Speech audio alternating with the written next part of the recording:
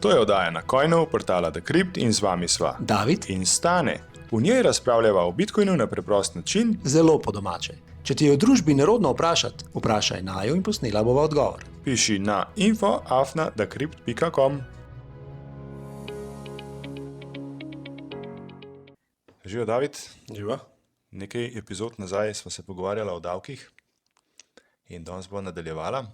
Zato smo v najine goste povabili strokovnjaka, Jugoslovana, triatlonca, davčnega strokovnjaka, atleta, direktorja davčne uprave Slovenije in Srbije Mošina. in zdajšnjega davčnega svetovalca v lastnem podjetju Simič in partnerji.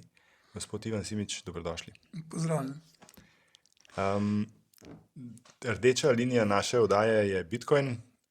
Začela sva se ukvarjati z davki, ko je trenutna vladna garnitura predstavila predlog o obdavčitvi tako imenovanih kriptosredstev, torej tudi Bitcoina.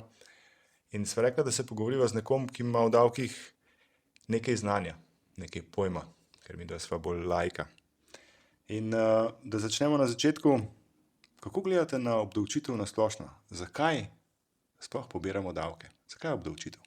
Vse to je jasno, država rabi za poslovanje. Včasih so jemali 10%, pa se je pa to počasi dvigalo in v Sloveniji smo zdaj prišli nekje do 50%. Tako je. To je bilo naslednje vprašanje, Ja. ker od osamosvojitve ta davčna stopnja samo raste. Zakaj raste? Zato, ker je poraba po mojem prevelika. Jaz druge razloga ne vidim, pa tudi malo slovenska fovšija, zakaj bi nekdo zaslužil, pa da imamo čim več vzeti. Ker tam, mislim, progresivna lestvica, ki jo mi imamo, ne, da si že recimo pri današnjih 78.000 v 50% obdavčitvi je narejena pa zato, da oni, ki veliko imajo, veliko dajo. Ne. Jaz sem bolj zagovornik, da bi bila nominalna stopnja, pomeni za vse enak. Kako pa to, mislim, vzdržnost tega? Na dolgi rok, kako vi to vidite? Ja, dokler imaš take, ki so tiho, pa plačujejo, gre. Ne. Kaj pa pol? Ker zmanjka tudi, da kaj obdavčaš. Ja, ne, vsega polka zapreš. Ne. No, si. Ja, soda. Ampak potem vse je treba pol nekaj dobiti, da pač ta državni aparat še naprej. Mislim, da te ne razmišljajo, posebej se polako najamejo krediti, obveznice in tako naprej. Se pravi, skozi inflacijo pol to rešuje s printanjem denarja. Mogoče pa imajo vloženo na bitcoine. Ne. Mogoče. Čeprav ne verjamem. Ne verjamem. Res ne. Ne, da ne upa, mislim, da ne upa, ampak ne razumejo, noče razumeti tega. Ne, jaz sem pravim, da bi pač morali, tako kot imamo v firmah, pa ne vem kakorkoli, se razume, da če začneš poslovati, da imaš neko izgubo na začetku leta 2-3, ne. Ampak slovenska država je zdaj že dolg in tudi na drugi strani ne bi smela biti taka poraba. Jaz, ko sem predlagal znižanje davkov, mene si vprašal, zakaj ne predlagam varčevanja na izhodni strani, ampak jaz sem rekel, do tja bomo še prišli, ker tam je najlažje delati, bom rekel, nekaj rezati, ampak moraš pa tudi vedeti, da potem nekaj nimaš, ne. In jaz mislim, da se preveč zgubljamo v nekih, ne vem, 100.000 kontrolah, ne vem česa in potem vedno več ljudi rabiš, vedno boljšo opremo in tako naprej. In če bi se enkrat nekdo najdel, pa bi ugotovil, da to, koliko je vložil v neko preprečevanje nečesa, ne, da mogoče, če tega sploh ne bi imel, bi pol manj denarja porabil. Poenostavitev, ne? Ja, poenostavitev. Ja. Enostavno, zakaj bi se zdaj mi ukvarjali, ali kdo ne izda računa, ga izda, ne? Zato porabimo ne vem koliko ljudi, ne vem koliko sredstev, na koncu pa ugotovimo, da nam, če govorimo o trgovskih centrih, 90% denarja se naredi v trgovskih centrih. Drži. In to, kar ste prej rekli, ja, vse države, se ni samo Slovenija, tako ima deficit, ne. Ja, Celoten sistem je tak, da mora delati deficit, da lahko preživi. Ja. Ker to, kar trenutno cirkulira po naši ekonomiji, svetovni, ni denar, je dolg. Če se vsi dolgovi poplačajo, ni fiat denarja, ni evrov, ni dolarjev. Ne? To govorite vidno, ko ste iz bitcoina. Ne, to nima nobene veze z bitcoinom. Ne. Takšen je sistem, trenuten monetarni. Ne.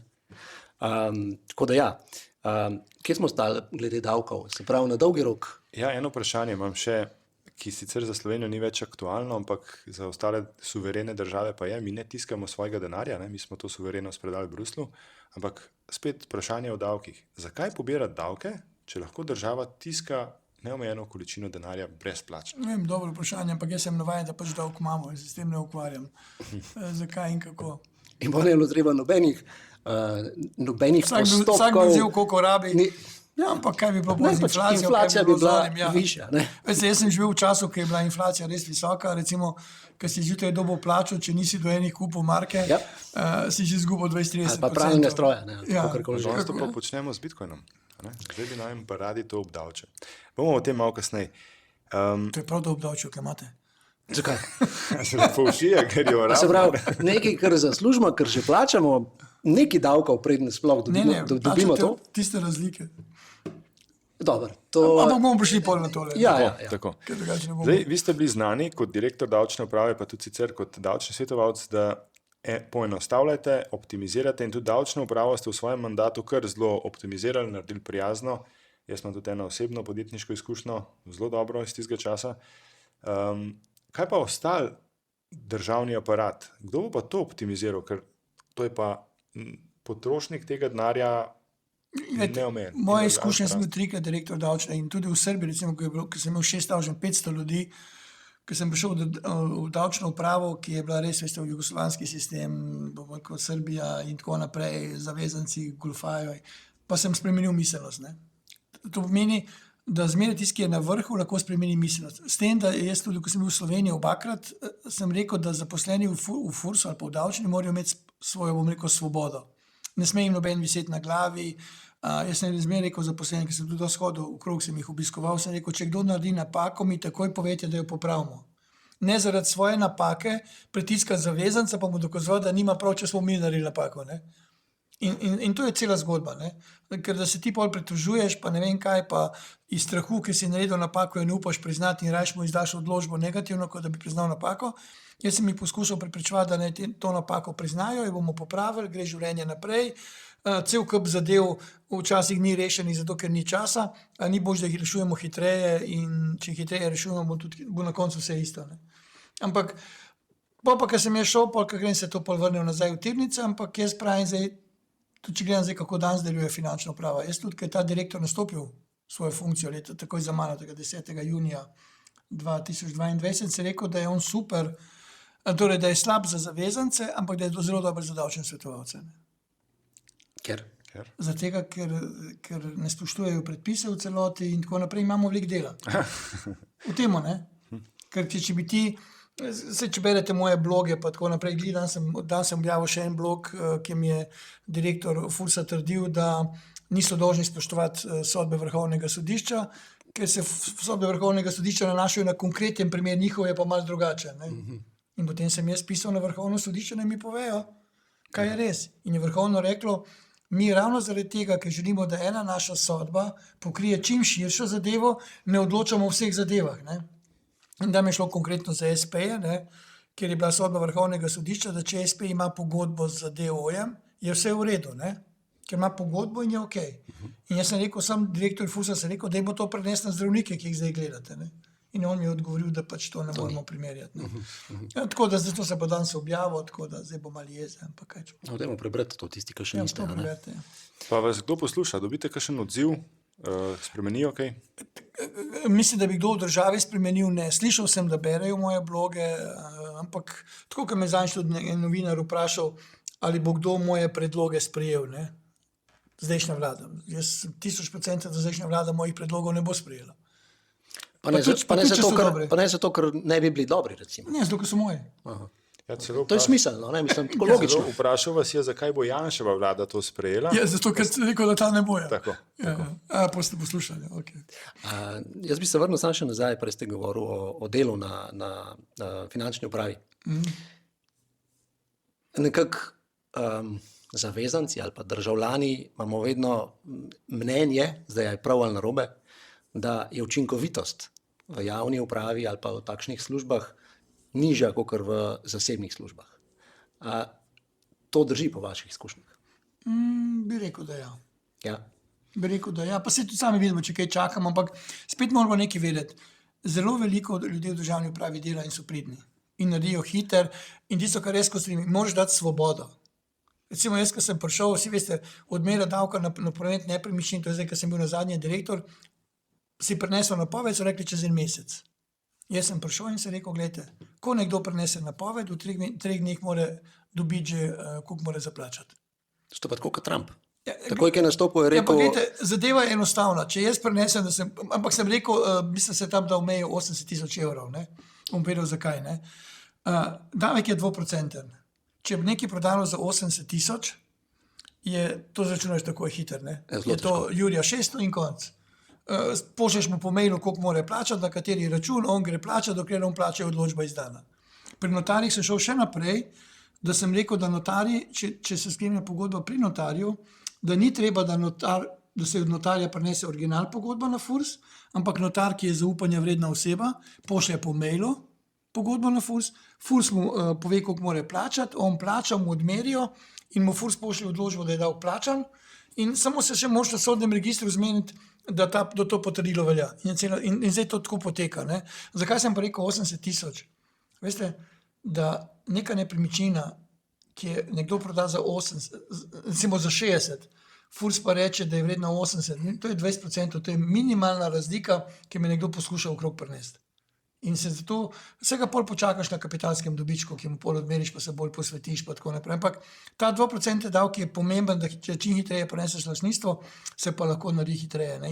In je to pol nekaj časa laufal, zdaj ne vem, koliko je rok, kako poteka, ampak vse se da, če hočeš in normalno tudi v miselnosti moraš preklopiti, da je nemogoče vse točno odmeriti, ampak da je boš odmeriti hitreje in odmeriti več primerov, ker na koncu bo izplen večji, kot pa če si rigiden, pa išče vsako pikco, pa tako naprej.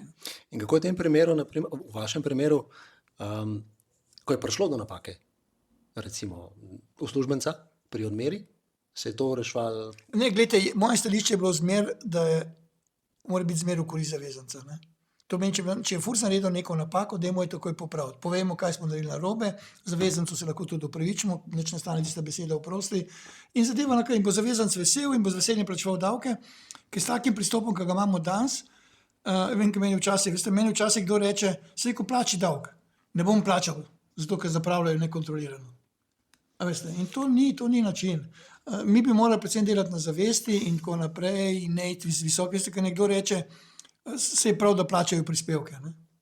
Visoke. Ne? Ker sem takrat pred leti hotel ukiniti to uvesti socialno kapico, da bi se prispevki obračunavali, takrat smo dali do 6 jurjev, zdaj v tej reformi predlagam 8, zato da bi vse uvedeli in da nima smisla, zato ker so penzije omejene, zakaj bi bila prispevke. In še nekaj, mi pri SP-jih imamo socialno kapico. SP-ji plačujejo maksimalne prispevke, koliko jih lahko plačajo, ne morajo več. In to je zdaj nekje meja 8300, ne? In to se da vse, ne, ampak pa se ljudje pojavijo, zakaj bi jim omogočili, da ne plačujejo prispevkov, ne bomo imeli za penzije in to se več ali manj izhaja iz fušije. Ampak to, kar govorite, v bistvu se več ali manj nanaša na visoke dohodke. Ja, seveda. Drži? Zapravo, dajmo tiste, ki imajo več obdavčati več. Še več. Tisti, ki so produktivni, niso dobri za Slovenijo, ne, očitno, ne, oziroma so dobri, dokler bojo kle. Ampak potem gre zadeva še naprej. Se spomnite, ko so rekli, da bo teh 30 evrov olajšava, ne? Ja.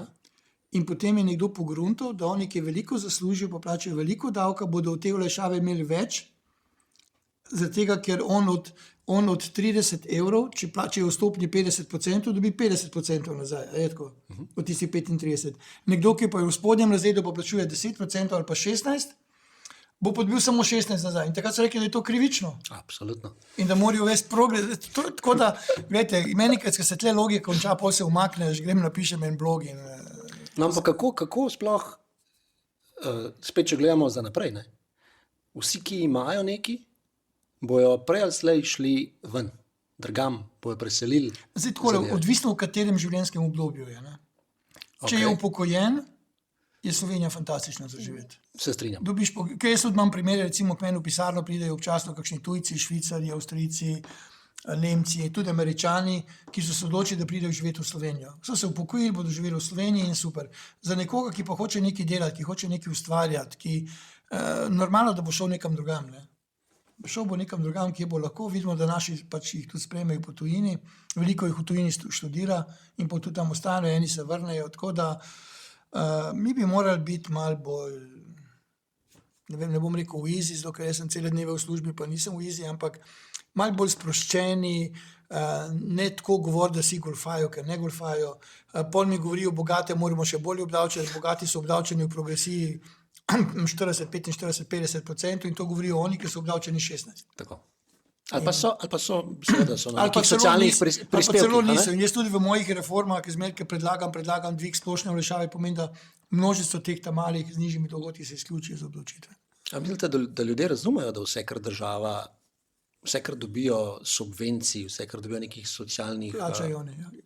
plača nekdo za njih? Oni, ki največ zaslužijo. Ja, ampak a mislite, da ljudje to vejo? Mislim, Ne, da ne. oni bi oni še Namesto da bi bili hvaležni, da sploh kaj dobijo in da to nekdo drug za njih plača, ker so oni neproduktivni, če tako rečemo. Ne? Dobro, so kakšne izjeme, ki pač ne morejo delati, ne? Ampak vemo, da je veliko takih, ki lahko delajo, pa nočejo delati. Ne? Ali pa mogoče imajo kakšne neparjavljene zadeve, da jih delajo. Mene najbolj razjesi, ki mi nekdo reče, da ne želi delati zaradi tega, ker če bo dobil nek honorar, bo prišel v višji razred, pa ne bo imel socialnih transferjev. Ja. Jaz vprašam, zakaj pa. Ampak dobro, jaz sem to preklopil, se s tem ne ukvarjam več, pač delam zato, ker pač v tem uživam in se ne obremenjujem s tem niti koliko dohodnine plačam. Veste, meni včasih kdo pride in reče, zakaj si pa ti, kje pa dobiš denar? Se rekel, imam plačo, pa izplačam si dobiček. Ja, ampak če si izplačaš dobiček, je to 41,5%. Se rekel, ja, kaj češ? Odklopiš v glavi, da je to 41,5. 41,5 pomeni 22 davkov dobička plus 25% dividende od nižje osnove. Ne? In to preklopiš in potem greš naprej. Spremenilo vprašanje, kdaj se bo, ker tudi če bo neka vlada, če bo to od Janeza Janše, ker ti ne bodo znižali davke, se bo najdel nekdo, ki bo rekel, da je to katastrofa. Začeli se bodo pojavljali kakšni članki v časopisih, da nekdo znižuje davke zato, ker od tega nekaj ima in tako naprej. Jaz samo pomislim, ker sem delal ta zakon o debirokratizaciji, pa ker smo rekli, da bomo ukinili ne vem koliko predpisov, ne? In da bomo naredili in da bo en državni organ delal čistopise zakonov. In je bilo predvideno, da bo to delal uradni list. Ne? Levica je z vsem orožjem napadla mene tudi v državnem zboru, da sem se jaz naštimal, da bo ta denar dobilo moje podjetje. In to je bilo govora javno. In potem, ko sem poslanki Sukičevi dokazal, da na njenem gradivu na mizi piše, da bo to delal uradni list, se je upravičila. Ampak predtem je pa rekel, da bom jaz dobil ta denar. Veste, ljudje poslišijo, Simič bo dobil denar in je konc. In zato je tisto vprašanje, zakaj sploh iti v politiko, zakaj sploh iti nekaj delati. Meni tukaj v pisarni neče manjka, vidva sta zdaj prišla, pogovarjava se v Bosni, nikamor se ne mudi in tako naprej. Zakaj? Nima smisla, ker greš tja, tam ti potikajo, pa se najdejo mediji, najdejo se vsi, ki hočejo nekaj. Veste, jaz sem tudi razlagal, ne vem zadnjič, ko sem bil direktor Fursa, veste, na Fursu imaš nivoje, ne? In to je bil 5. nivo, oddelki. In pač enega vodja oddelka nismo imeli, smo začasno dali enega, ki ni imel pogoje. Ne? In potem smo najdli enega mladega fanta, ambiciozno, ki je imel vse pogoje izobrazbo in smo rekli, zdaj boš pa ti vodja, ti ne boš več. Ma ne vem, če je minilo 1 uro, od takrat, ko smo ga zamenjali, sem imel že vprašanje iz mladine. Vse sem pol odgovoril, zamenjali smo ga zaradi tega, ker on je imel pogoje, ta jih ima. Ja, veste, in to je tisto. Ta vlada, ki je prišla, pa naredila cel kup zamenjav, pa ni bilo nič. Je to prave, se lahko zamenja. Ja.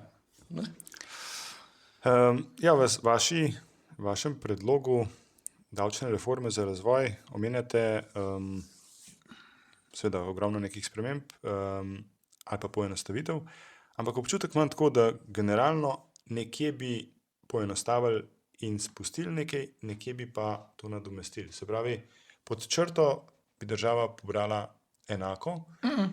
Jaz mislim, da čez palec, mene včasih ampak jaz čez palec, ste nikoli ne delam neke izračune, po občutku je 400-500 milijonov bilo minusa po moji varianti. Zato, ker DDV ne bi toliko prenesel, ker jaz predlagam dvig DDV za 3 odstotne točke, potem me napadajo, da bodo pa začeli šli, ena me zadnjič poklicala po telefonu, ja, bom pa šla kupovati v Trst, pa v Klagenfurt, pa ne vem kaj. Sem rekel, glej, v tem tvojem početju ni logike in dobro, da je bil zadnjič prispevek na Planetu TV, da so cene v Italiji do 40% nižje, ne? 30, 35, 40. Pomeni, to ne more biti DDV. Pomeni, jaz bi rekel, da če bi mi nekdo dokazal, da vsi proizvodi v Italiji so cenejši za DDV, bi to verjel. Ne, trg je večji, ne? Trg je večji, cene so nižje in tako naprej. In recimo, če imajo Avstrijci, koliko imajo Avstrijci? 20% DDV, mi imamo imeli 25, je to 5 odstotnih točk. Pomeni, jaz bi razumel, če bi proizvodi v Avstriji bili cenejši za 5 odstotnih točk, ampak so več. Se tudi najdeš kontravarianto, da je pri nas cenejše. Tako da to je vse odvisno od trgovca, od njegovega ponudbe, povpraševanja, od popustov, ki jih dajo. Ampak trg je še vedno naš majhen, pa zelo decentraliziran. Se pravi, mi nimamo velikih mest, imamo ogromno podeželja, se pravi, transport zelo ostane in smo kot trg zaradi tega kaznovani. Pa še večji DDV, mislim, da bi večina ljudi kupovala draže, ne tako kot na Hrvaškem. Na Hrvaškem je isti. Ja, ampak imajo Hrvati druge davke nižje. Ne? Ker tudi jaz, ki sem delal izračune malo, to, koliko sem znižal, bom rekel, obdavčitev z dohodnino, dosti več se dobi z znižanjem dohodnine, kot z višjim DDV-jem. Tako da še zmeraj bi bil plus za ljudi. Ne? No, če tako gledamo, se pravi, če več ostane, pa če so pri nakupu više cene, pomeni, da sili ljudi k tem, da več privarčujejo, se pravi, lahko več bitcoina kupijo. To je za vaju dobro. Ja. A gremo kar na bitcoin? Ja, obdavčitev bitcoina. Mi, bitcoineri, ali pa ljudje, ki se z bitcoinom ukvarjamo, ki ga študiramo, ki se ga učimo vsak dan, ki razumemo ekonomijo ali pa želimo razumeti ekonomijo, na kateri sloni bitcoin, mislimo, da je bitcoin denar ali pa obravnavamo bitcoin kot denar in zdi se nam, da se denarja ne obdavčuje. To ni nikjer v svetu praksa, čeprav imamo ene izjeme, to sem zbrskal, pa ne bom sploh povedal, ker ne maram njih. Ja, se jih vse v gradivu vlade so navedene države, ki obdavčujejo. A so? Ja, ampak ne kot denar, ne. Ja, obdavčujejo kot zaslužek, kot obdavčujejo kot dobiček. kapital. Oni so šli na dobiček, ja, na kapital so šli. Bitcoin, jaz pa govorim o obdavčitvi deviz. Se pravi, Vem, mislim, da je 5 vi držav na vlečete svetu, na vašo stran. Tako, ampak bitcoin je denar. Z bitcoinom lahko lažje plačujemo, plačila so instantna, takojšnja. Mogoče še to, se pravi, plačila z bitcoinom so transparentna. Tako. Ne? Tudi v evrih so transparentni. Ne. Vi ne morate banke, slediti transakcij po banki. Vi sam veste, da ste banki poslalniki. Deležniki v bitcoinu so pa vsi enaki, enakovredni in vse transakcije so vidne vsem, od prvega dne do zadnjega dne. No in mi smo mnenja, da se denarja ne obdavčuje. Seveda, znotraj kriptoskupnosti, to mora biti iskreno, je nek razkol nastal, kajti ljudje, ki verjetno varčujejo v drugih alternativnih kovancih, navijajo za to, da bi vse kriptovalute obravnavali enako. Nam se zdi to nesmiselno iz več razlogov. A vi da ločite med... Ja. Seveda, Bitcoin nima izdajatelja, je daleč najbolj centraliziran. Decentraliziran. In daleč najbolj... Centraliziran, decentraliziran. In daleč najbolj varno omrežje. Medtem ko imajo vse ostale kriptovalute, alternativni kovanci ali žetoni, imajo izdajatelja, na katerega se lahko vpliva in skozi to se lahko vpliva na politiko kriptovalut. Medtem ko na Bitcoin zelo, mislim, tega ne poznamo. So poskušali spreminjati protokol, ampak se ni šlo, ker je toliko visok konsens bil potreben, ne, da v bistvu Bitcoin sili k temu, da se skoraj ne spreminja. In monetarna politika Bitcoina je znana vsem vnaprej. Ve se, koliko Bitcoina se rojeva vsakih 10 minut, in pa če veste. Okay, ja. Ampak je znano vnaprej inflacija Bitcoina, kako se izdaja. In to se ne spreminja, se ni spremenil in verjamemo, da se ne bo spremenil. V primerjavi z ostalimi, naprimer alternativnimi kovanci, kjer se te količine spreminjajo lahko, zelo preprosto, da se vpliva na tiste, ki operirajo s tem sistemom. Imamo tudi ogromne sisteme, kot so Ethereum in Solana, ki imajo tehnične težave in ne delajo, tako kot ne dela bančni sistem, medtem ko Bitcoin tega ne pozna. Drži. Očitno imate vidva Bitcoina, ne? Ja, Vse kje, ko še najde. neki Satošijev pa malo. Satošije, tako. Veste, kaj so Satošije? To so najmanjši deli Bitcoina, tako kot je cent pri evru. Je Satoši pri Bitcoinu. In teh centov imate koliko? 5 milijonov? Ena 100 milijoninka Bitcoina je en Satoši, se pravi, delil je na 100 milijonov. Koliko je to v evrih? Manj en cent. Ja. Je en Satoši. In vi imate samo enega? Ne, En Satoši. jaz imam več kot enega. 2. No in če denarja ne obdavčujemo, sploh ne razumemo, zakaj je Bitcoin predmet kakršnega koli zakona, ker tudi menimo, da vlada ne razume in si niti ne želi razumeti Bitcoina, tudi kriptovalute bolj slabo, vidijo samo dobičke izražene v evrih Čeprav tudi vemo, da Bitcoin za obstoj in delovanje, prenos vrednosti evra ali dolarja sploh ne potrebuje. Mi lahko funkcioniramo bistveno bolj učinkovito, hitreje, bolj transparentno samo z Bitcoinom. Država, vse gospodarstvo in vsi zasebniki. In z obdavčitvijo, tako ali drugačno, kompleten razvoj zaviramo. Poleg tega je za učinkovito obdavčitev Bitcoina ali pa tudi ostalih kriptovalut potreben popis premoženja. Torej, točno ne samo koliko ga kdo ima, ampak kje ga ima, na katerih naslovih. Jaz se s tem v mojem takratnem predlogu nisem želel ukvarjati. Res je. Vi ste šel iz ponastavitve? Gre za to, da v tistem času, recimo to je bilo 21-22, ko sem jaz pač začel razmišljati, da bi to poenostavili, je bila taka situacija. Če si kupil kriptovaluto in si jo držal in si jo prodal, ni bilo davka. Če si naredil pa več transakcij, pa takrat so rekli, da je to dejavnost. 90 na leto je bilo, ne? Torej, karkoli si je kdo zmislil. In jaz sem rekel, da prvo mi ne gre logika skupaj, če opravim 1000 nakupov in prodaj delnic, ni dejavnost.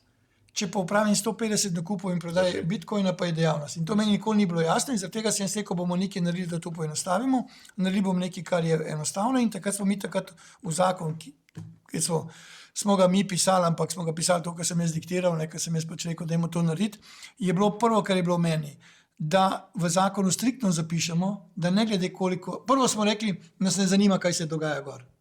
Torej, sploh ne vidimo, koliko je nakupov, koliko je prodaj, ker tega ne moremo spremljati. Drugo, za vsak slučaj smo rekli, bomo dali v zakon in smo tudi zapisali, da ne glede, koliko je nakupov in prodaj od zgoraj, da to ni dejavnost. Potem smo rekli, da damo nizko stopnjo, da ljudje ne bodo razmišljali, bodo naučili, da ne bodo, to je 5% stopnja od tistega, kar spustiš dol, kar je zdaj nekaj podobno temu, kar so v zdajšnjem predlogu. Ne ukvarjamo se s tem, ker jaz vem, kaj ljudje razmišljajo. Ne? Oni bi hoteli vedeti, odkud je nekomu denar, da je kupil. Ne? Mi smo pa takrat rekli, ne bomo se ukvarjali, kje je nekdo dobil denar, da ga je spravil v Bitcoine, ker to je pol Sizifovo delo. Ne? To je pol spet ustvarjanje ustrahovanja, ljudje ne bodo prijavljali, se bodo skrivali in tako naprej. In se rekel, nas ne zanima, kje ste dobili, to je bilo v preteklosti, naj tam ostane. Vse, kar boste spustili dol, pa dajte čim več spustiti pri nas, vzamemo 5%. In zadeva poenostavljena, potem so začeli ljudje pretoževati, kaj pa tisti, ki imajo izgubo. Sem jaz rekel, gledajte, ni nobenega problema, izgubo, če boste dokazali, jo boste pač prikazali in boste pač, ne boste plačali davko od tega, kar vnovčite, ampak jaz vem, da bo nekdo za dokazovanje izgube porabil več denarja, kot ga je vnovčil. Če govorimo o nekih majhnih zneskih, ker je nemogoče pri 10.000, 20.000 transakcijah dokazati, ker navadno izgubo imajo tisti, ki delajo veliko transakcij. Ne? Tisti, ki so nekaj kupili pred leti, pa so držali, bi res morali biti smola, da bi imeli izgubo. Odvisno, kaj so držali. Ja, odvisno, kaj so držali. Bitcoin bi morala držati, ja, to sem razumel. Boštjančič ima riple, ne? Ja. Tako bo to vidite. Ja, povedal je. Ja, to je javno. Ja. In kako stoji?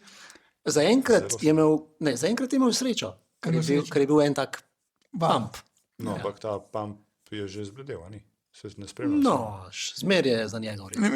In tisto, in potem veste, ljudje začnejo govoriti, jaz Simič ima kripto. Ne, nimam nobenega, niti ga ne nameravam kupiti, ampak jaz sem gledal, da nekaj poenostavimo, da ljudi sprostimo, da ne hodijo, tudi vem, ko so hodili k nam, pa kam ne grem na Portugalsko, pa kaj tam je, moraš živeti na Portugalskem, pa so neki v Italiji najde neke dogovore, 100.000, 200.000 maksimumi, pol je Švica, taka, kad je zanimiva, ne, in tako naprej. In jaz pravim, zakaj bi naši ljudje hodili okrog, zakaj ljudje ne pridejo k nam?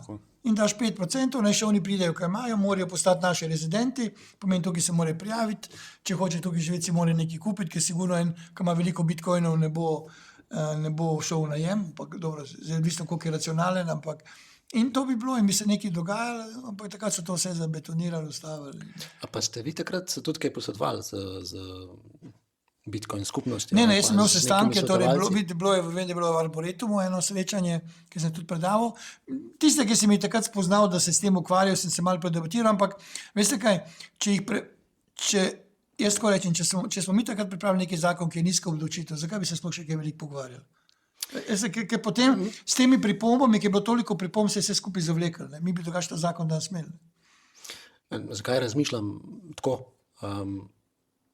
Če nekaj obdavčite, je dobro, da veste, kaj obdavčite. Drži. Vem, ampak jaz sem rekel, obdavčimo tisto, kar pride na TRR v Slovenijo. Razumem. Ne moramo faliti. Ali pa če nekdo kupi z bitcoinom hišo ali pa nek avto, zato smo tudi dali tam tistih 10.000 mejo, ne, da se ne bomo ukvarjali s kavicami pa sladoledi pa tako naprej. Pa smo pri plačilih, se pravi, rekli smo, da je bitcoin Ma sej vem, jaz to vse vem. plačilno sredstvo in s tem ga obdavčujemo, omejujemo tudi razvoj. Glejte, gre samo za to, da sem jaz takrat razmišljal, da ljudi vržemo ven iz tega straha, da je to dejavnost in da odletiš v obdavčitev 45%. Samo to se je šlo, nič drugega. In drugo, da to unovčijo, potem tudi malo, kaj greš kakšne druge države, gledati se vsaka ima neki davk, ne. In eni pol gledajo, da je to kapitalski dobiček, vidva pravita, da je to denar, čemu sem jaz bliže kot kapitalskemu dobičku, ampak veste, ljudje so rekli, kupil sem za 1, prodal sem za 10. Kaj zdaj za onih 9, ne? In nekdo reče, v te onih 9 bomo pa vzeli, ne vem, 25, ker tudi takrat, ko je ta zakon bil v parlamentu še in ga je nova vlada črtala, je takrat minister za finance zdajšnji rekel, da bodo oni šli ugotavljati kapitalski dobiček. Jaz sem mu pa rekel srečno pot, ne? Ker to je nemogoče ugotoviti. No, ampak pri popisu bitcoina ali pa kriptovalut gre v resnici za popis premoženja. Vi pa tudi predlagate obdavčitev premoženja. To je čist neki, zdaj greva nekam drugam. Vprašanje je, zakaj? Bom povedal, zakaj. Torej, danes je premoženje že obdavčeno in samo cegli, nepremičnine. Ja. Jaz pravim, zakaj bi bile obdavčene nepremičnine, zakaj ne premično premoženje? Zakaj pa sploh so obdavčene? Čakajte, to je druga stvar. Tudi zadnjič me nekdo vprašal, sem jaz rekel, veste kaj, tega davka je 300 milijonov. To meni ti lahko enostavno rečeš, ta davek sploh ne bomo pobirali. In 300 milijonov nadoknadiš z neko dohodnino, z nečemerkoli in teh 300 milijonov podeliš občinam po istem sistemu, kot so zdaj dobile iz NUSZ-ja pa iz davka na premoženje. Ne? Ker NUSZ-ja se pobere tam okrog 280-290 milijonov, pa davka na premoženje, to je tistih na 160 kvadratov, se ga pobere tam 11-12 milijonov, nekaj takega. To je vse skupaj nič. Nič, ampak to imamo. In zdaj, ko je prišla vlada z tem predlogom 1,45 za stanovanjske nepremičnine, vidim, da ljudje imajo manj težav s teh 1,45, zaradi tega, ker vidijo, vse bo to bodo samo oni, ki so v nepremičnine vlagali, ne? Oni, ki pa imajo denar v bankah, pa v vrednostnih papirjih, pa v zlatu, pa ne vem, v drugem premoženju, v bitcoinih, pa ne bodo plačali nič. In ljudje samo tako gledajo. Jaz pa poskušam biti pošten do vseh enak in oni so predlagali 1,45, jaz sem predlagal 0,2, s tem, da predlagam še 200.000 mejo neobdavčeno. Okay, ampak to je v resnici tako, kot da bi starš rekel otroku, še te bom tepel, ampak malo manj. Ne, ampak mi to že imamo. Jaz otroka ne tepem. Mislim, je že tepen. Ne, ni tepen, zato ker ga ne tepem, ker to že imamo. Je to že imamo, gre samo za to, kako to zdaj narediti. In še kaj je bilo, teh 1,45 je šlo na NUSZ. NUSZ se ni ukinil. Dodatno. Ja, dodatno. Jaz pa predlagam ukinitev NUSZ-ja. To pomeni, mi imamo zdaj, da na NUSZ pa davek na premoženje preneseta, recimo NUSZ je prenesel leta 2023, ko ima tisti podatek 280 milijonov, recimo, da je bil zdaj 2024 enih blizu 300. S tem 1,45 bi pobrali, kot je rekel minister, 500 do 600, pomeni novih 500 do 600 bi prišlo. Pomeni, ne razumem, kako to ljudje lažje sprejmejo, kot če bi bilo 0,2, pa bi se NUSZ ukinil. Ampak eni sploh ne razmišljajo. Mislim, to vemo, da večina ne razmišlja, tudi ne razmišlja naprimer o inflaciji, da je inflacija krade njim kupna moč, pa da ni 2%, na to, kar nam govorijo. Ampak je skozi isto znesek. Ja, to je super. Vse to je super, imaš plača skozi isto, ne? No, to je dobro, ne? 10 let skozi eno in isto plačo. Koliko imaš isto v bitcoinu, ne? Ja, isto. En bitcoin je bitcoin. Dobro ste povedali to. En bitcoin je pa en bitcoin. To pa drži. Sem že bliže vašemu denarju. Res je. Stalno omenjate budžetiranje, se pravi, ko omenjate neko davčno stopnjo, omenjate, koliko bo to prineslo državi. Finančni minister Boštjančič pa je v predlogu obdavčitve kriptovalut oziroma kriptosredstev, izmislili so si celo nov naložbeni razred, v predlogu na novinarski konferenci o predlogu rekel, da država sploh ni zaračunala benefita tega davka in da ni namen pobrati denar, namen je samo odvrniti ljudi k investiranju. Od špekulacij. Tako. Kako če ima on? Jaz to je pa drugo. sam to ne. Ne razumem tega. Ja, mi Ja, tudi to je ne. rekel. Saj, zato. Ljudi odvrniti sam pa ima. Tako je. Tako kot ste videli, rekla, zdaj ne Tako vem, je. a mal nima. No, pač še lahko pogledate. To je, Ma, ne bom gledal, veste kaj. konferenca je posnetek, ki pove to. Ma, ne, nisem integriral konference, niti ne bom. No, no. Tudi novinarji so ga vprašali na tej konferenci, se vi vendar imate kriptovalute, je rekel, jaz nimam problema, bom pač davek plačal in zdi se mi, kot da ni razumel ali pa ni hotel razumeti, ampak kako komentirate to, da sploh niso budžetirali prihodka, glede na to, da so kar visoko, mislim, enormno davčno stopno predlagali 25% in vse njim je, koliko poberajo. Si želite bolj razumeti ta kriptosvet in kako si pomagati z Bitcoinom? Vas zanima, kaj so to kriptoprevare, ali pa morda ne razumete vsega, kar slišite o oddaji na Coinu? Fantje na portalu Decrypt vam vse to razložijo tako, da vam bo vse jasno. Že v 1 ali 2 urah boste na svet financ gledali drugače in bili z Bitcoinom bolj po domače. Obiščite portal decrypt.com in se prijavite na izobraževanje. Če pa vas zanima trgovanje kriptovalut in kako priti do ogromnih vsot denarja, vam ne znamo pomagati. To počnejo špekulanti, bankiri in drugi prevaranti.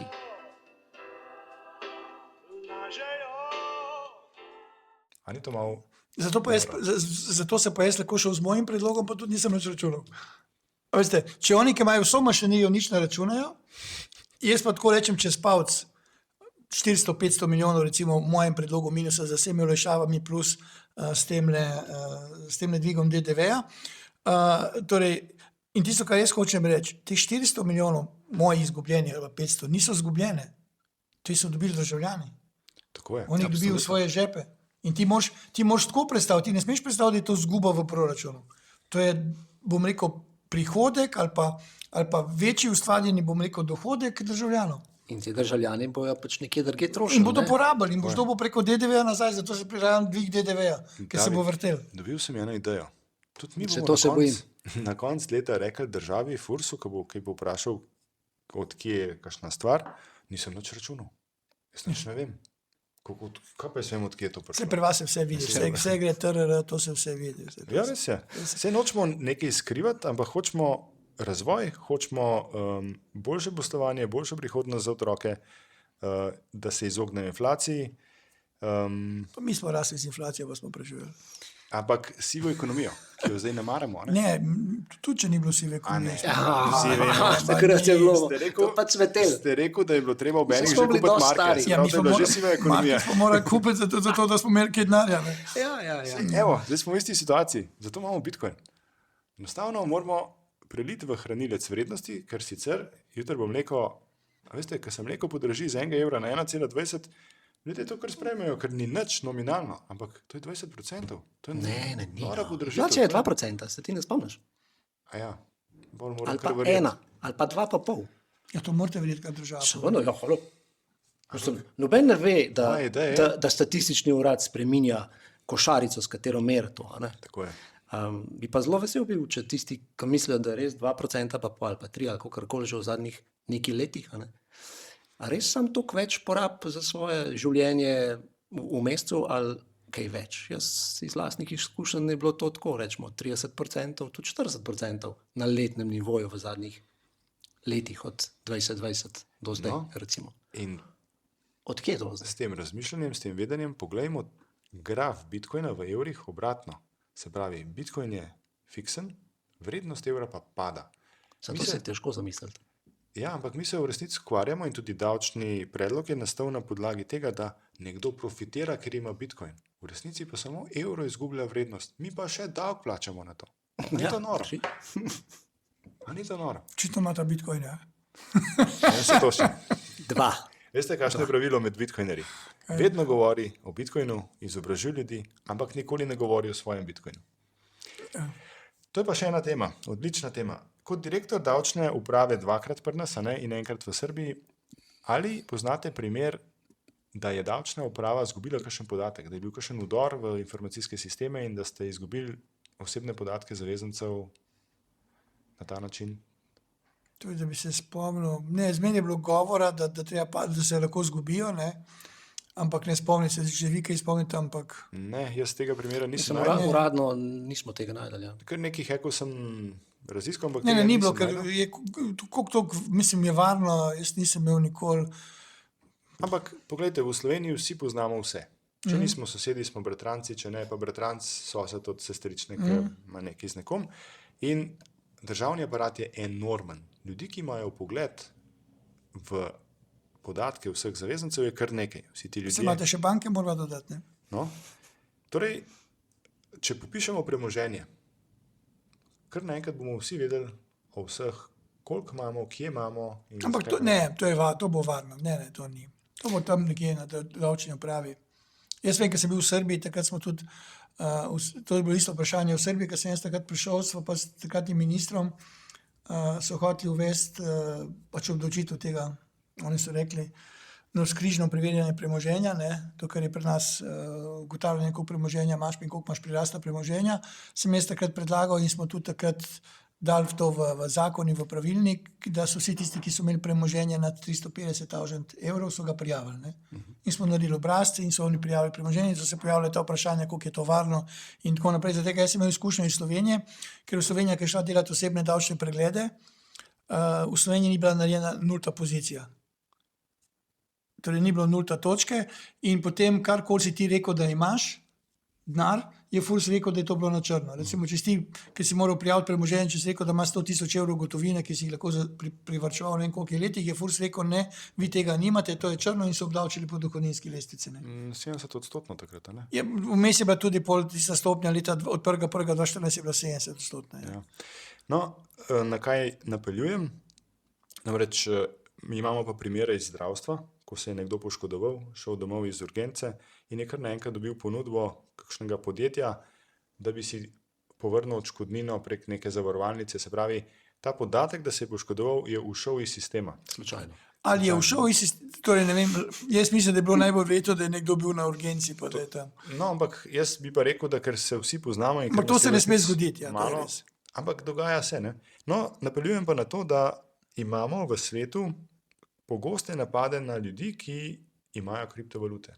Zdaj, bodi si ti ljudje to javno, kot influencerji razlagajo, objavljajo svoj lifestyle, svoje lokacije in so napadeni. Bodi si pa iz naslova kakšnih hekov, poznamo heke določenih denarnic, ne? In mi to se meni prej ponujalo denarnico. Ne, to je pa, tukaj mislim na denarnico kot podjetje, ki ponuja denarnico software in ima podatke, nekatere podatke kupcev denarnic in ti podatki so že všli na internet in tukaj se meni poraja strah. To je hudo, ja. Da bo Furs izgubil podatke, ne nujno prek heka, ampak prek socialnega inženiringa in bodo ljudje, ki si lastijo kriptovalute, napadeni fizično. Jaz ne verjamem, to se še, gledajte, ni se še zgodilo in ne verjamem, da bi se zgodilo in omejen krog ljudi ima dostop, točno se vidi, kdo dostopa, ker ima vsak svoje geslo. Ne? Mislite, hek se še ni zgodil, vsaj znan. To mislite? Ja, pa tudi, da bi ti ljudje sami vam povedali, tisti, ki stan zaposleni, ne, tega ne verjamem. Zato se točno se ve, vem, ker se jaz prišel na Furs prvič, ne, sem jaz takrat uvedel, da ni bilo več eno geslo na eno skupino ljudi, ampak je vsak imel svoje geslo, ne. To sem jaz takrat uvedel, zaradi tega, da se točno ve, kdo noter, da ne bo nekdo rekel, je skupina, pa zdaj ne veš, kdo je skupina, gledal noter. Tako da, jaz... Torej, jaz zaupam. Je pa res, da mogoče, če vem, kakšne države vdrejo, da če kdo hoče, ampak mislim, da smo mi tako majhna država, da ne verjamem, da bo kdo vdiral. Nismo za te velike, mi smo za ta male zanimivi. Ni toliko. Kakšno... Razen, če vidva ima tako veliko, pa bi vam vdrl. To. Ni se zabati, nima tega strahu. Kakšno upanje imate na davčno politiko te vlade? Bodo uspešni pri uveljavljanju ali bo spet vse skupaj počakalo na naslednjo vlado? Kaj se bo uveljavilo? No, ali pa če jim bo uspel. Torej, da zdaj jim ni nič uspel. Tisto, kar jim je uspel, da so leta 2022 odpravili tiste naše dobre zadeve, ne, in tako naprej. Se pravi, na čem so dobri? Dobri so, da so, ampak tisto je bilo takrat bolj, bom rekel, iz revanšizma. Bomo odpravili vse, kar je uvedla prejšnja vlada, Janševa ali pa takrat Simič, ki je bil zraven in tako naprej. Ker tudi jaz vem, pol na Fursu je bilo tudi tako, ne, vsi tisti, ki so delali s Simičem, jih je treba predstaviti in tako naprej. Se je marsikaj dogajalo. In oni so takrat odpravili. Kar sem pa jaz videl, recimo tukaj zdaj pri tem predlogu za obdavčitev nepremičnine na 45, ne, ker oni so rekli, vem, če ste videli, spremljali moj blog, Jaz sem enkrat napisal en blog, ker je predsednik vlade rekel, da bo z obdavčitvijo premoženja razbremenil plače. Ja. In jaz sem potem šel gledati podatke in sem rekel, obdavčitev premoženja je okrog 280 milijonov, 290, prispevkov in dohodnine iz plače pa mislim, da 12 milijard. Torej, meni ni bilo jasno, kako bo z 280 milijoni razbremenil 12 milijard. To mi sploh ni šlo skupaj in to sem pač ta blog napisal. In potem so oni rekli, da bodo oni pobrali teh 500-600 milijonov iz teh nepremičnin, to je bilo takrat napovedano takrat zelo v let, in bodo to razdelili državljanom.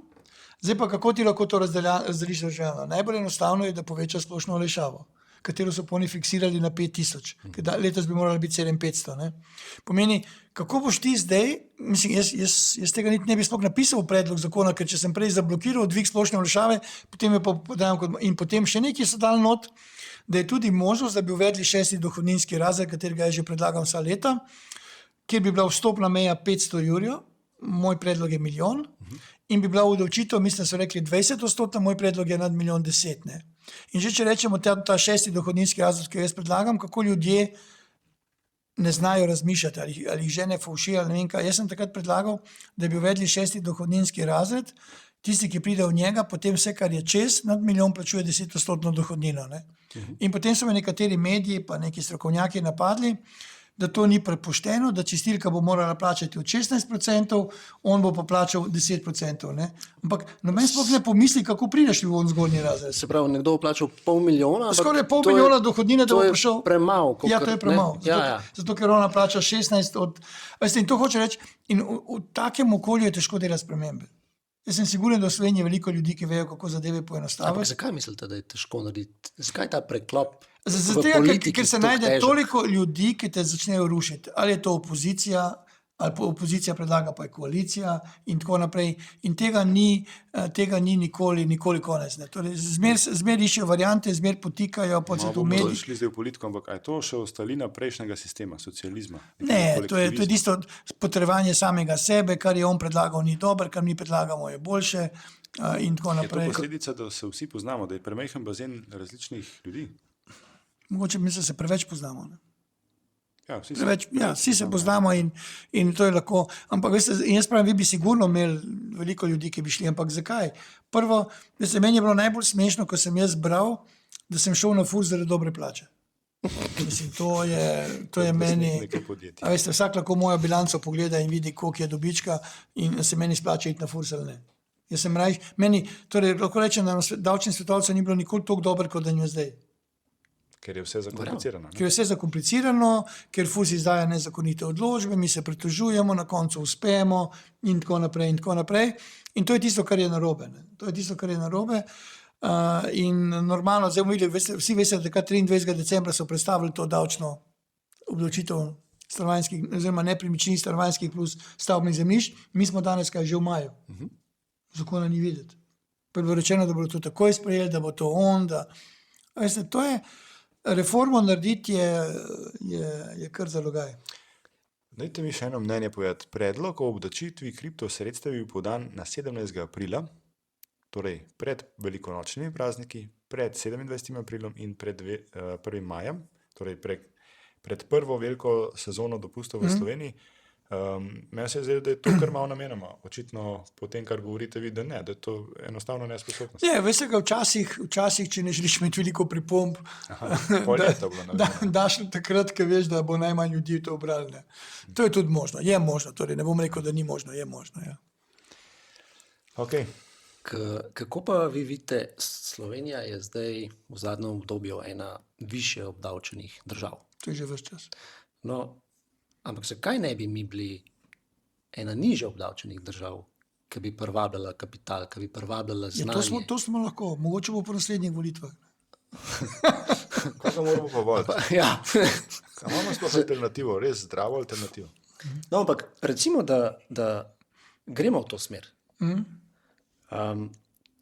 A bo vladajoča struktura takrat sposobna nekega malo razmišljanja na dolgi rok, da zniža te stopne, da privabi kapital, da privabi ljudi, da zažene cikl, da počaka na prilive države, ki bojo generirani kasneje, ne prvo leto. Ne? To bo dolg čas. Ja.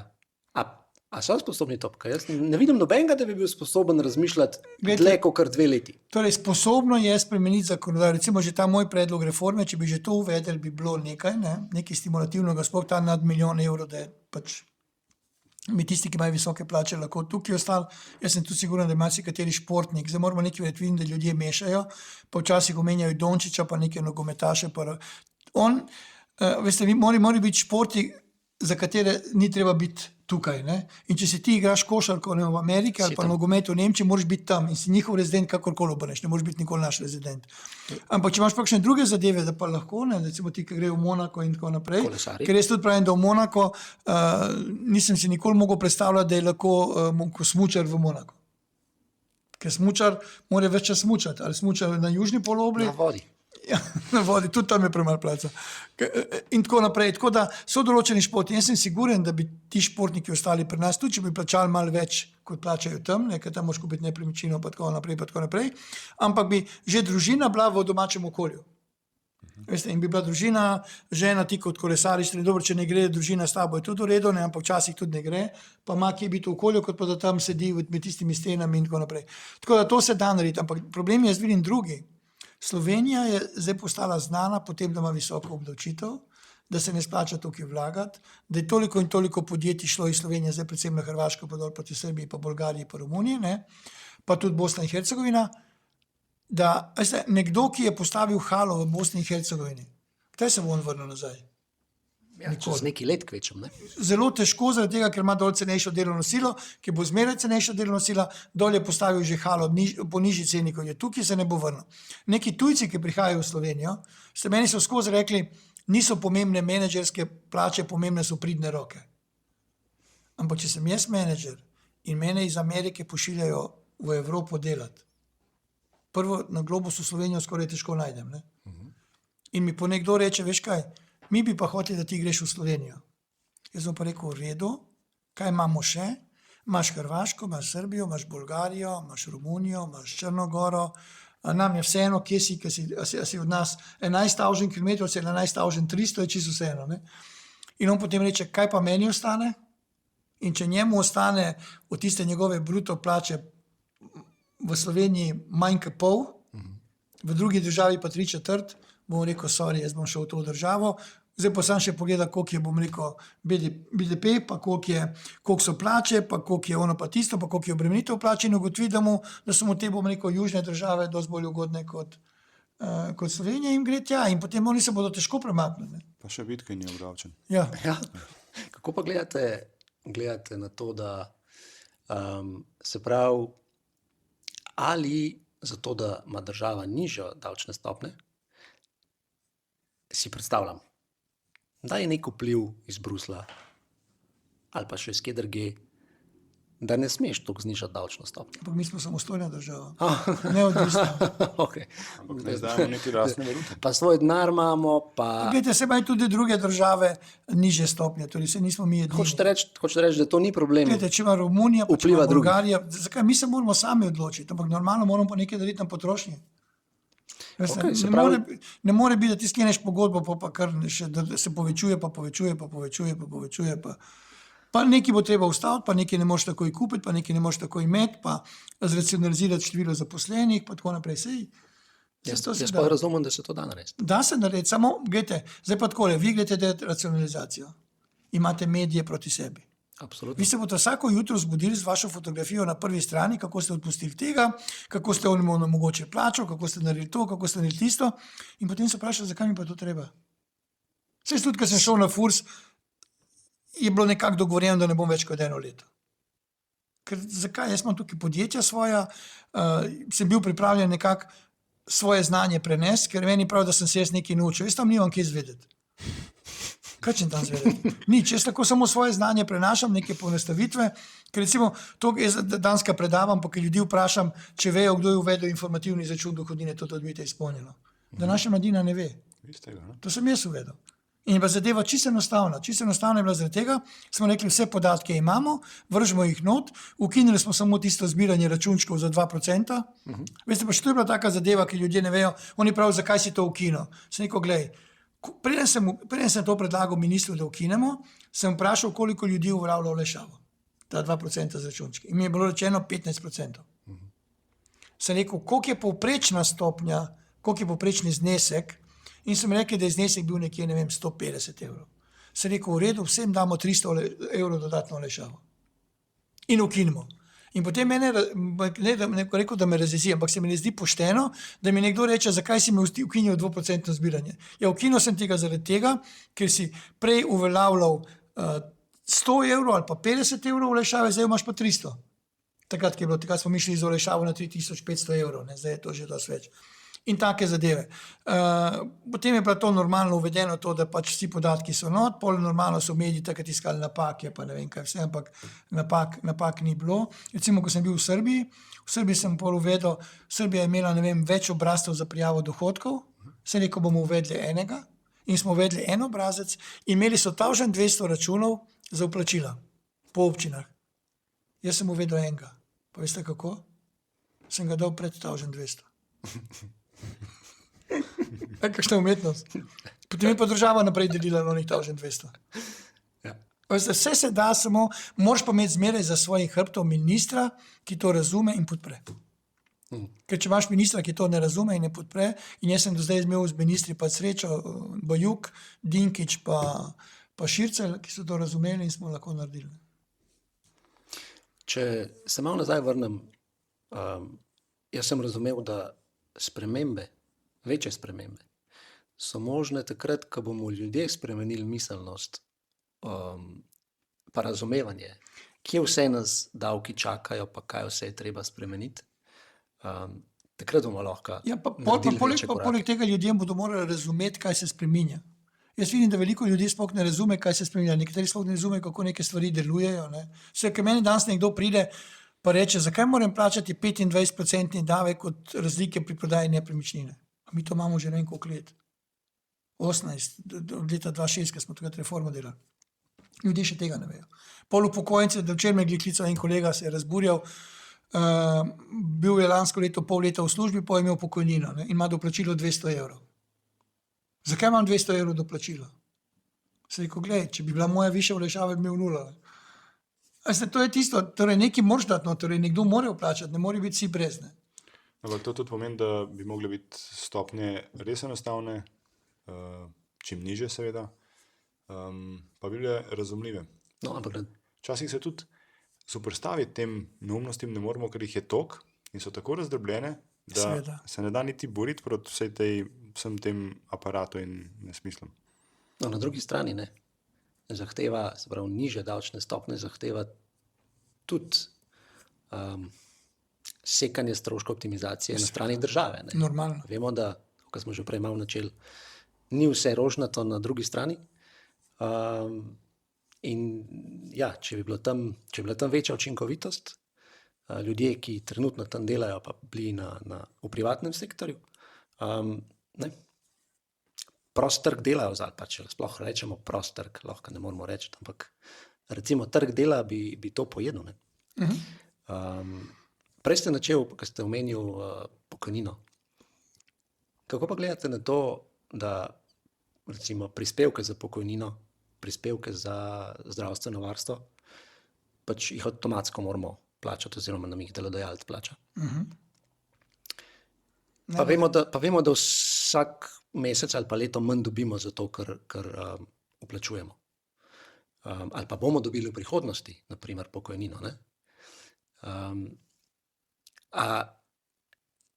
Moje mnenje je, jaz bi želel s tem razpolagati in jaz bi želel zbrati, kako si bom jaz za pokojnino varčeval. In glede na to, da tudi zdravstveni sistem, vemo, da je Ponzi shema in enako je pokojninski sistem, bi sam poskrbel tudi za ta del. Kako na to gledate? A nas ima država za to neumno, da ne gledam moramo? tako, kot gledate vi. Okay.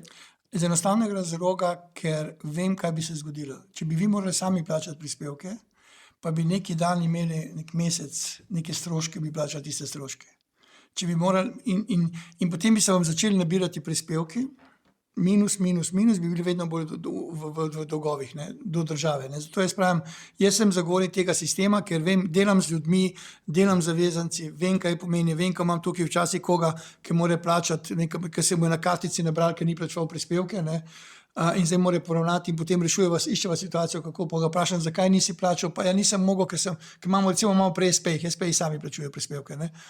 In tam se dostikrat zalomi, ne. In včasih kdo pride k meni, ki 8 let ni plačeval prispevkov.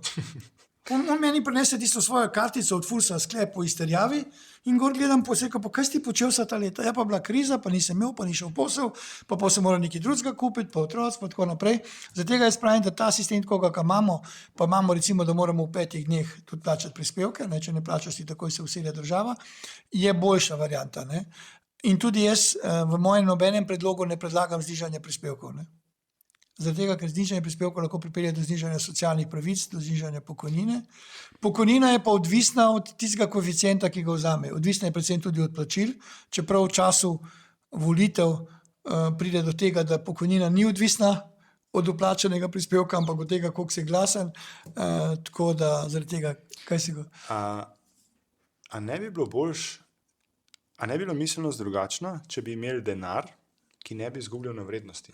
Se pravi, mi smo rojeni vsi trije v Jugoslaviji, vsi smo šli čez hiperinflacijo, vsi smo šli čez nekaj 100% inflacijo najprej v tolarjih, zdaj smo na uradno zelo nizki, praktično pa še vedno zelo visoki inflaciji in smo stimulirani, da denar čim prej potrošimo. Kaj pa, če bi imeli v uporabi denar, ki ne bi izgubljal vrednosti? Spet smo pri Bitcoinu. Tako je. A ne bi se ljudje skozi čas naučili neke odgovornosti in tudi zase znali bolj poskrbeti, ker bi videli vrednost v držanju. Seveda na drugi strani se bo nekdo bal, to je pa deflatorno, ljudje bodo nehali trošiti, ekonomija bo kolapsirala, to je recimo strah Luke Mesca, ki pač ne pozna zakonov ekonomije. A ne bi bili ljudje bolj odgovorni, če bi imeli denar, ki ne bi izgubljal vrednosti? Mi smo kar privzeto navajeni na denar, ki izgublja vrednost.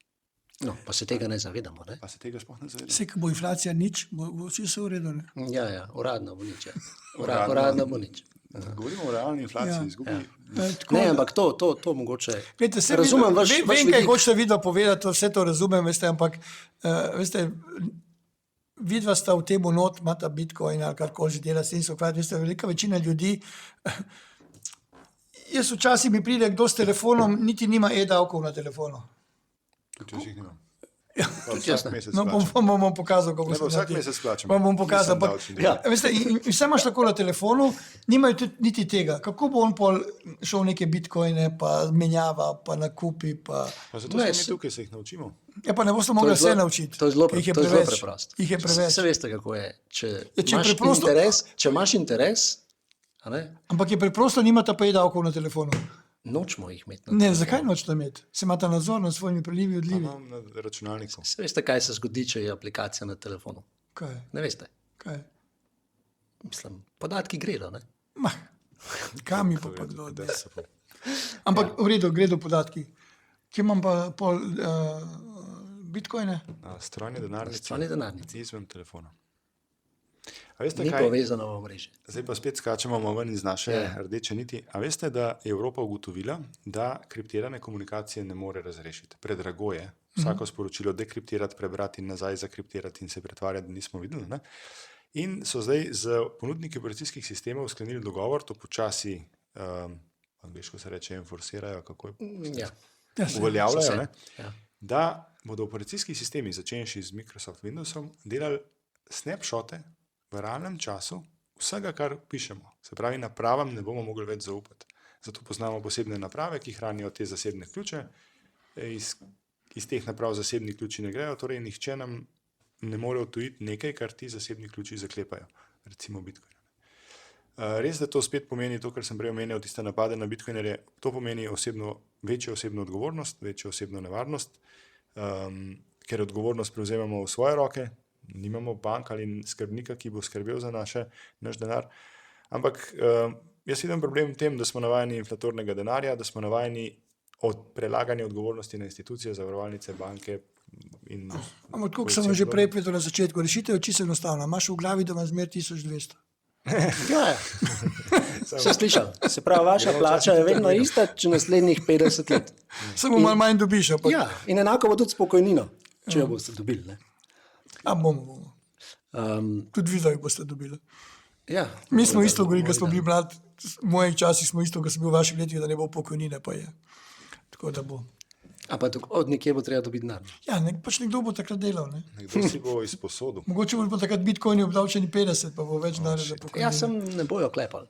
Ja. Ja, bitcoinerjev ne bo. Ja. Imaš še ti kaj? Kakšno vprašanje? Mislim, da ne. Kje najdejo vaš blog? Moj blog. Lahko tipkate na Google Simic blog, čisto enostavno. Okay. Drugače pa na spletni strani torej simic-partneri.si pa je gor blog, tako da nek dan sem objavil tega 252. Ker redno pišete zelo bralno, vas moram pohvaliti. Povezavo bomo objavili tudi na dnu v komentarjih naše epizode. Za vaš čas in iskren pogovor, duhovico, se vam zahvaljujeva. Jaz se pa tudi vama opravičujem, da vam nisem prej sprejel, ker enostavno nisem mogel, ampak ste bila toliko vztrajna, zdaj pa vidim, da ste še simpatična in pa kar v redu. Hvala lepa. Hvala lepa. Hvala vam za povabilo. Živijo.